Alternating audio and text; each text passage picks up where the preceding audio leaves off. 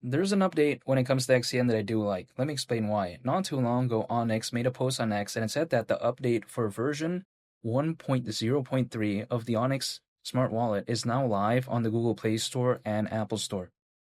Man, I think that's pretty interesting because, of course, when it comes to the Onyx wallet, sometimes I get it. There's kind of like mixed feelings about it. Sometimes people like to say, do we really need a wallet? There's a lot out there. Sometimes you like to say, hey, it's pretty interesting. But again, it's kind of mixed. Some people don't really care.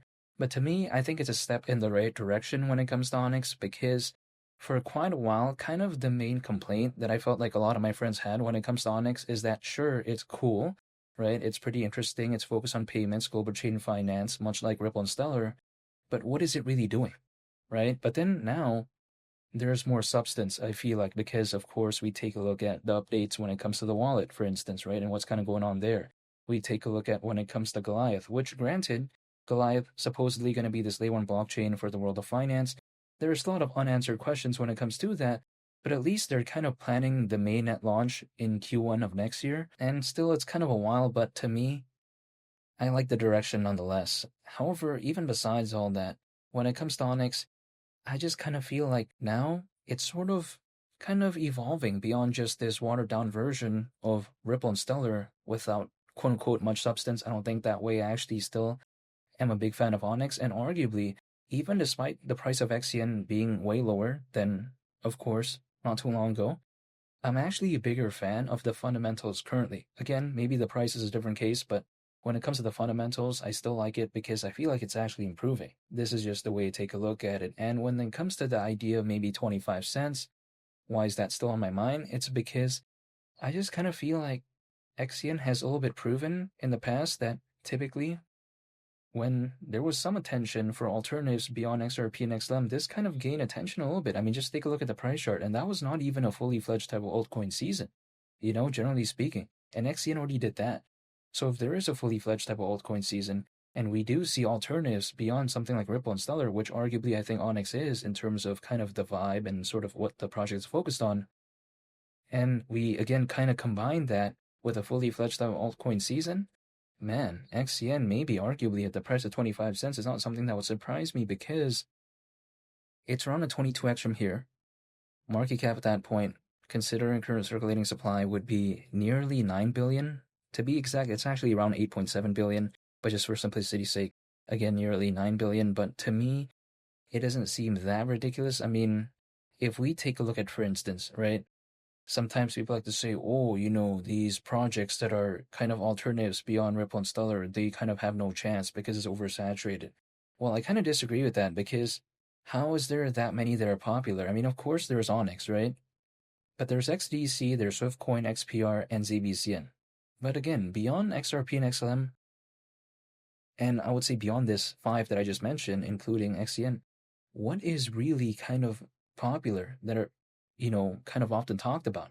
Not that many, arguably, I think. I think these are kind of the five solid ones that I feel like are alternatives beyond Ripple and Stellar, or should I say XRP and XLM. That's not that many. I mean, if there's like 20, 30, or 40, then that's a different case. Even if there's like 10, maybe again, it's a different case.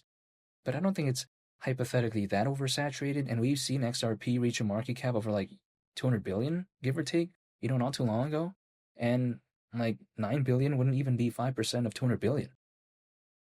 And if we do ever see a fully fledged type of altcoin season, I would not be surprised because actually, if let's say we do see a fully fledged type of altcoin season this cycle, it would not surprise me if it, let's say, maybe look better than back in 2021. This is my rationale. Because right now, we have over 600 million crypto owners. Now, this is allegedly more than ever before in history. And now some people might be thinking, okay, that's not even a billion. Like, who cares? Well, actually, I think it is very impressive considering the trajectory and considering kind of the progress it's kind of made along the way. Back in the peak of the 2021 bull run, there was actually around 300 million crypto owners. And still, the altcoin space did that. Granted, there was, I would arguably say, less competitors than right now.